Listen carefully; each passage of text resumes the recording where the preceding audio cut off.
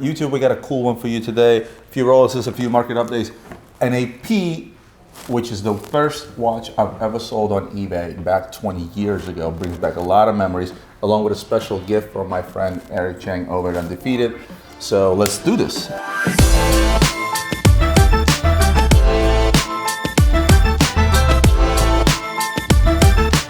With Rolexes lately, we have an opportunity to give a market update, although I feel like lately it's been just the same. Here's one. Oh, 37mm Yachtmaster. Would you say a unisex watch?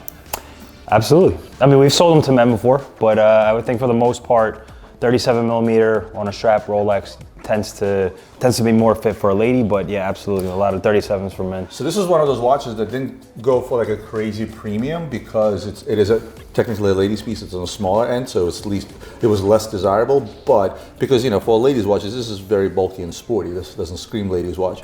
What do these got right now? What are they trading? 2021 new stock card can be had around $26,000. That hasn't changed. Whereas the 41 is about 20-25% more. So it's not that far off from its 40mm counterpart. Yeah. Speaking of Yachtmasters, how about the stainless steel? Where's this guy at right now? So a stainless steel Yachtmaster, I always like to give a range. This one is a 2020 new stock card, is right around the retail price mark. So Yachtmaster 2 was that one watch where I think it brought the least premium over MSRP out of any quote-unquote sports model. I think the issue with the Yachtmaster 2 is size, because it is technically the biggest. Literally, you get out of my head, because I was going to say, Rolex guys always wanted a bigger Rolex because everything is sort of, up to that 41mm range with the President, which is now 40, and everything was sort of like 40mm and under, and everybody wanted a big watch. But when it actually came out, people were like, still, oh wait, this is a little too big, Yeah, I mean, I love this watch. I think it just has a lot of character with the blue bezel. It just. If you have to pick, so we have the white gold, we have the stainless steel, we have the two-tone, and we have the yellow gold. Which would you go with? I would go with the stainless steel one. See, it's actually one of the watches where I would prefer it in stainless steel versus precious metal. I like the two-tone version of that. What happened? I'd like to apologize, people. I gotta fix the mic. These mics. How's that? Is that better? Yeah, I was like, oh, yeah, I would Kyle, everybody, is still selling like hotcakes, and that is the olive that he did. Earlier on, David was in here. He was asking me about my preference, and the one thing I can never do is I can never pick between the rose gold olive dial versus the white gold blue dial. Easy, I'll pick the platinum with the green dial. They did not understand it was an A, B, not a C question.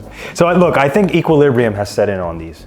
We were selling these at $90,000, which was crazy, and I think that was attributed to the fact that somehow somebody said that olive dials are, there's a shortage of them, and people used to. Well, no, because the story was that people were able to send their Rolexes in with a regular dial, change their olive dial, which created a shortage. It became 15 months to send it in or something outrageous. Every single time I get it in, like I always marvel at it, I always look at it. Olive dial 228, 235. So real quick, our good friend Eric from Undefeated sent in. There's just no rhyme or reason to these unboxings, huh? Whatever box is closest. No, because I got to give a shout out to a friend. He always, every time there's a new release from Undefeated. No, I mean, we're going watches, and then you just went right to the sneakers. He sends us a pair of sneakers, myself, my son Marcus, and Adrian, and this is the latest and the greatest from them. And Adrian already put his on. Funny enough, Kevin was in here early. He goes, "Oh, you gotta wear all black. If you gotta wear all black, because they're kind of loud," and Adrian happens to be wearing all black. Eric, that's wonderful. I mean, as always, you knocked it out of the park.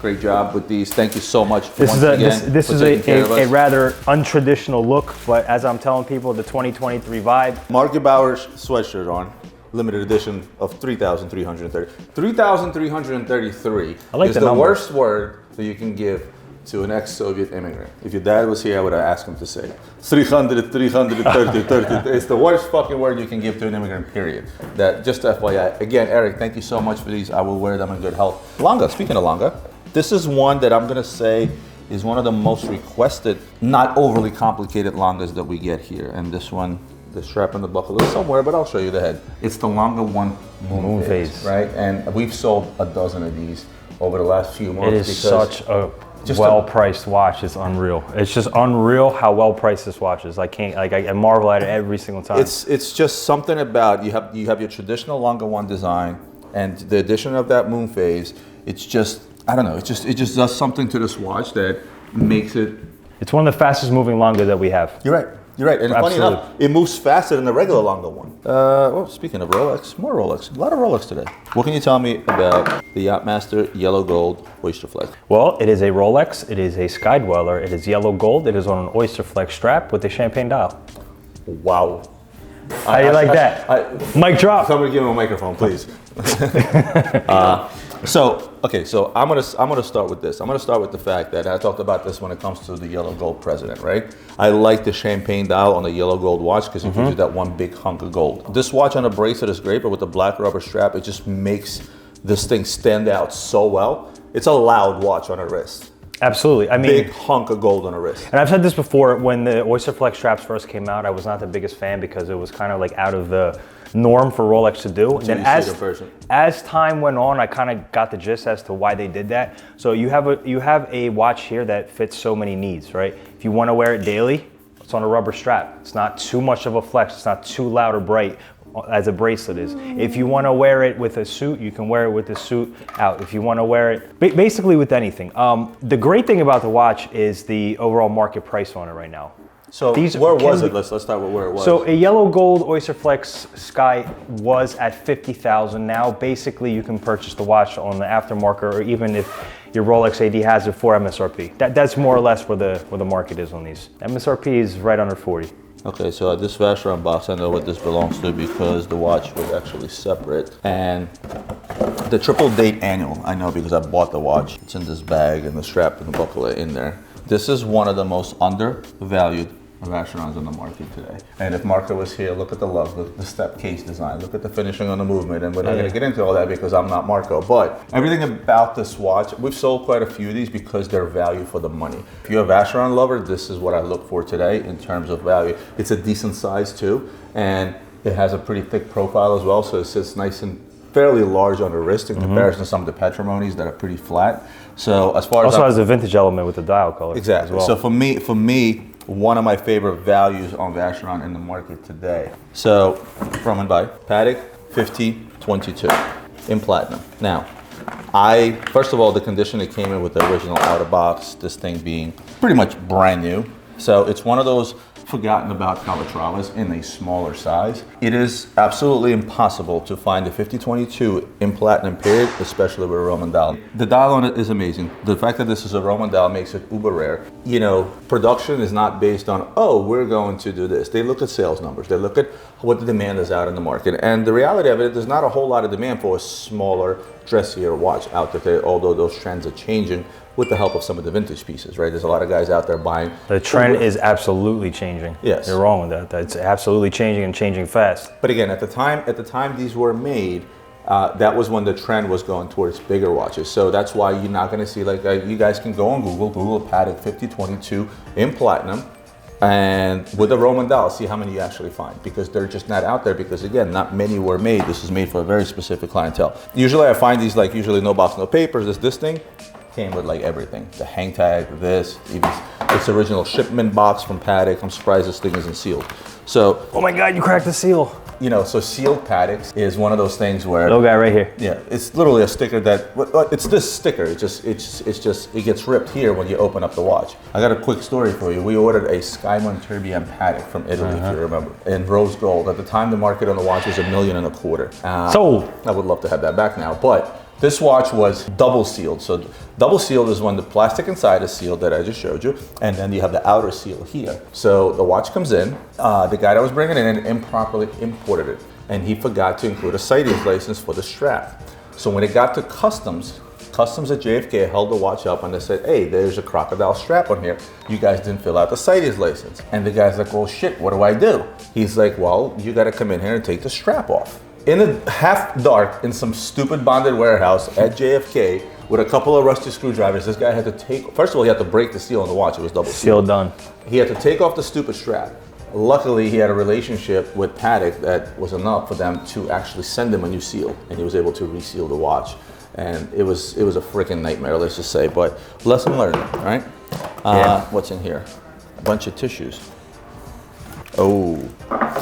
You know, it's funny, we say I'm on a kick to buy up Daniel Roth, but the problem with them is that if you try to get out there and buy them up, it's not like I can go order a dozen. This nice little retrograde is a thing of beauty from A very important independent, right? And it's funny how we call them independent now. The company no longer exists. It's owned by 𝗵𝗲𝗍. This is the guy, by the way, who made Tourbillons, Piguet, and the likes of others. Daniel Roth's Retrograde is probably one of the most recognizable watches, period. You know what I mean? It is.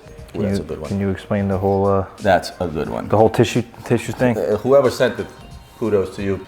This is an NOS, and we had one of these before. This is an NOS, Rolex President, Khanjar dial. The watches that probably demand the most premium out there when it comes to vintage Rolex and when it comes to specifically particular dials. And the Khanjar dial is one of those watches. To put it in perspective, a nice vintage Daytona with a Khanjar dial is $1 million plus. And usually to find these things in such condition, this thing is literally NOS. It's new old stock. It has never been worn. You can see, I don't know if you can tell, but you can actually see some of the patina on the gold for it sitting for a prolonged amount of time. It's kind of turning darker on you. And this is a hell of a find. Hell of a find. Hell of a find. Hell of a find. Ooh, you found another Daniel Roth. Daniel Roth Part 2. Roman, care to explain the chronograph, Daniel Roth? This is a Daniel Roth. Yeah. This is a chronograph. It's in yellow gold. Oh, wow. And it's got the rose dial. Where are the straps? Shout out U.S. Customs? No, they're here. They were 𝗿𝗿𝗲𝗍𝗍 unpacked them separately somehow. I don't know why. Shout out U.S. But Customs. Guys, if another, anybody's looking for a job, please reach out to United States Customs because they are in need of help. Anyway. Sponsored by Luxury Bazaar. Daniel Roth, yellow gold chronograph, automatic. Again, a very iconic chronograph from Daniel Roth. And as you said, when you look at it unmistakably, you just know. I think the Retrograde is just unmistakably Daniel Roth. Something about it. Not just about Retrograde, but first of all, there's no other watch out there with that shape. Let's start there. It's technically an oval watch, but oval/rectangular watch. Where are the tissues from this? It's like an oval watch that went on a diet. Cheeks sunk in. We opened that already. No, we didn't. We had a champagne dial. Oh, that's right. I'm like, wait a minute. I thought we opened that. Yeah. So now we have the. Actually, pull out the champagne dial. Let's see. Because I know where it is right now. Wow, an Oysterflex that actually came in my size. That is rare. So let's put the two side by side. Let me see that. Guys, comment and what do you think is the better look? Champagne or black? It becomes tough when you put the next one next to it. Yeah, tough. I'm gonna go champagne. Yeah, same. I'm going champagne. I'm going with champagne. Although I do love the black dial because the way the strap contrasts with the dial. But this just a hunk of gold. I would say this, louder and a bit more subdued. Well, technically, yeah. I mean, you know what's funny about these? I don't like rose gold SkyDweller Oysterflex. I like it in yellow gold. I do not like it in rose gold. I think you know what I think it is? I think the gold pops more on the yellow against the black, maybe. Then again, it's with the rose as well. Yellow gold on a black strap just kind of has a... But so does rose. I don't know. I don't know the answer to that, but one more. Another Vacheron, and then I will show you the very first watch that yours truly sold on eBay back 20 years ago. You guys can actually check that. If you go on our eBay store, right, Luxury Bazaar, and if you have that kind of time to scroll 5,000 pages to like the very Nobody first got that type of time. The first thing I sold on eBay was a Dunhill lighter table clock. The first thing I sold on eBay was a Shambhala bracelet. Let's go. But with that said, that was the first sale. The first watch was sold. I'll show you in a minute. But before I do, I'm going to open up. I'm going to guess it's an overseas. Wow, Roman, you're so good. Yeah. Overseas, automatic, silver dial, a white dial. 4500 V silver. What are we looking at now with these pieces in general? Again, pending dial blue obviously brings the most, black second, and then the silver one. You're looking to pay, even on the aftermarket, pending condition, MSRP plus 10 to 15%. Blue dial, let's say MSRP, I think is around 22,000. You're looking to pay about 33 to 35 pending condition. Almost makes me wish that they gave you like a gray strap for this instead of a black. I'm sure you can call VC and see what you can do, or hit up Aaron Bespoke. Can you please give him a call real quick? Yeah. Market stabilizers. These did go through the roof at one point, especially. So silver dials were never. They didn't. It was never a $50,000 watch at a 22,000. Blue was. It sure was. It was over 60,000. And last but not least, I want to talk about the very first watch that was sold on eBay 20 years ago, and that was the Audemars Piguet Royal Oak City of Sales. Now this one, someone actually ordered an additional bracelet for it. This watch did not come on a bracelet. This watch came on a rubber strap with a deploying buckle. But this was the very, very first watch that Roman has ever sold at a time where, in my mind, I was saying, who the hell is going to buy these expensive watches? You sold it for, let me throw a number at you, $8,500. $9,750. It was a full set, complete. I Oddly enough, this didn't come with a box and papers, right? It's watch only. I believe so, yeah. All right, so this watch actually came with a pretty special box. If you open, it looked like a regular AP lacquer box on the outside, brown, but on the inside of the box, there was actually a piece of carbon from the boat, which was actually pretty cool. What's the market on these today?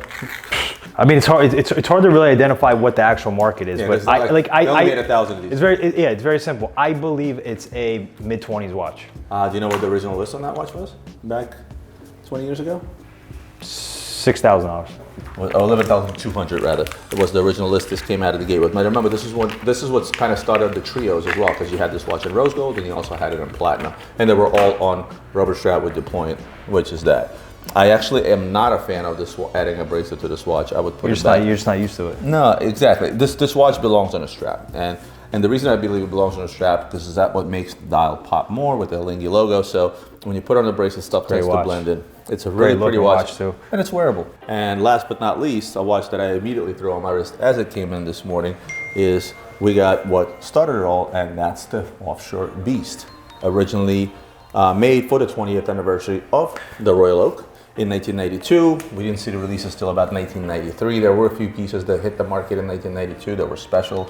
Those are some of the prototypes. And when it went into full-blown production in 1993, it started with serial D. And this is D serial, and a pretty low number. It's in the 500s. If you ask me right now, which I would rather wear, this. As much as I love that, I would rather wear this because of the time I got into the business, which is when you couldn't give these away. But put that aside. But it's not about the watch itself. It's about we're talking about the watch itself. If you can take yourself away from all the nostalgia, right? Just from a wear. I know it's very different. From a wearability perspective, obviously, right? I'm going to go over to 39 millimeters. It's a lot more wearable. Thinner case profile, 39 millimeters is just. But if we bring nostalgia back, this is around the time where you can give these things away for like $5,000–6,000, and then slowly but surely people started to catch on at a bigger size, because this was taboo at the time. This was huge. Yeah. It was a big chunk of metal. It was like, what the hell is this? It was just, how about this? The offshores were just as taboo at the time when the Royal Oak came out in the 70s. Everybody was saying, what is this huge stainless steel watch for a ton of money, right? And same with this, but then it's also when I got into the limited offshores, and that's what boosted the entire offshore. Who would you say is, besides yourself, you can't say yourself, Roman, is solely responsible for offshore blow up? Francois and Bobby. Bobby from 𝗕𝗄𝗄 Luxe, my buddy, you guys seen him on my videos in Florida. He pretty much helped Francois put AP on the map in the United States, period. Because prior to that, nobody really knew of them, didn't care about them. I would say, shout out to Bobby, obviously, like that's definitely a good answer, but I would say Jay-Z.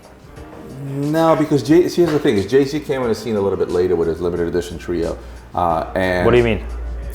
Because that was early 2000s when he did that. Exactly, but prior, first of all, the Montoya was already out on the limited edition, and he already had a few boutique pieces out on the limited edition. I think Jay-Z, I think he helped big time. Because that was actually, Jay-Z, that was one of the first time where the world of hip hop actually met. Nobody knew the stuffy world of listen, other than watch enthusiasts, nobody knew what Audemars Piguet was. They really didn't. Audemars, that's losing time, hidden behind all those. That's already rocks. later. Yeah, no. That's already later. But look, I will give credit to Jay-Z, but then again, but then you also have to give credit to other ambassadors. You know, like in the likes of Juan Pablo Montoya, Barrichello, you know, all those guys. Not Jay. Hold on, the Montoya and the Barrichellos had the biggest impact on the offshore line period. You're forgetting one more person. Roman Sharp. You know, besides Roman Sharp, besides Francois, and not Jay-Z, and not the LeBrons, and not the Schumachers, and not the Montoyas. One more person. Arnold Schwarzenegger. Arnold Schwarzenegger had over 20 different limited editions made for him. A lot of those things were offshores.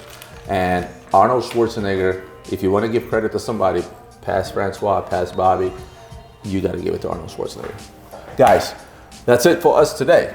I want to thank Instagram for tuning in. YouTube, thank you so much for hanging out with us. Like, comment, share, subscribe, and we'll see you guys on the next one.